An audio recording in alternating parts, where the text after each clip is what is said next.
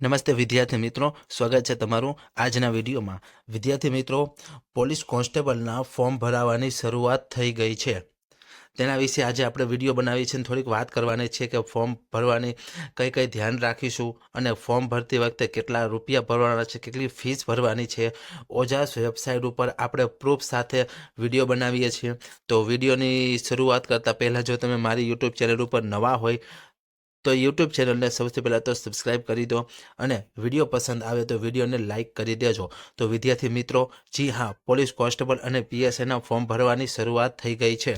જાણીએ આપણે ડિટેલ।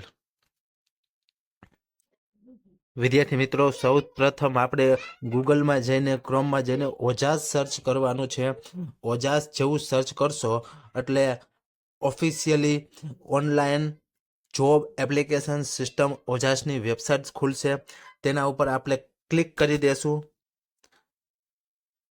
તો તેના ઉપર આપણે ક્લિક કરી દઈએ તો ઓજાસ વેબસાઇટ ખુલી જશે।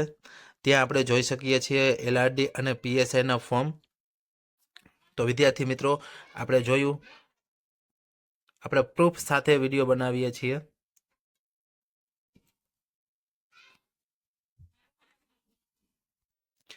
તો વિદ્યાર્થી મિત્રો, સૌથી પહેલાં તો આપણે ઓનલાઈન એપ્લિકેશનનો એક ઓપ્શન છે ત્યાં ક્લિક કરવાની છે અને ત્યાં જેવી ક્લિક કરશો એટલે સિલેક્ટ એડવર્ટાઇઝમેન્ટ આવશે, તેમાં આપણે ક્લિક કરી દેશું।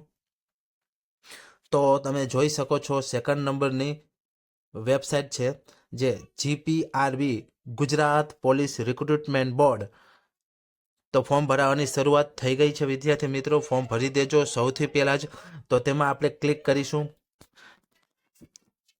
જેવું તમારે તે ક્યાંક ક્લિક કરીશું તો જોઈ શકો છો તમે બધી ડિટેલ આવી જાય છે। અહીંથી તમે નોટિફિકેશન જોઈ શકો છો અને અહીંયાથી એપ્લિકેશન કરવાની રહેશે તમારે। ફીઝ 100 રૂપિયા છે। એલઆરડી અને પીએસઆઈ બંનેમાં ફોર્મ ભરો છો તમે તો 200 રૂપિયા ફીસ છે એમની। અને જેને અનામત મળે છે ઈડબ્લ્યુએસ અને એ બધામાં જે લોકો આવે છે તેને કોઈ ફીસ ભરવાની નથી। તો વિદ્યાર્થી મિત્રો, ફોર્મ ભરવાની શરૂઆત થઈ ગઈ છે। ફોર્મ વહેલાહાર ભરી દેજો। તો આજના વિડીયોમાં આપણે આટલું જ રાખીએ છીએ। મળીએ એક નવા વિડીયો સાથે।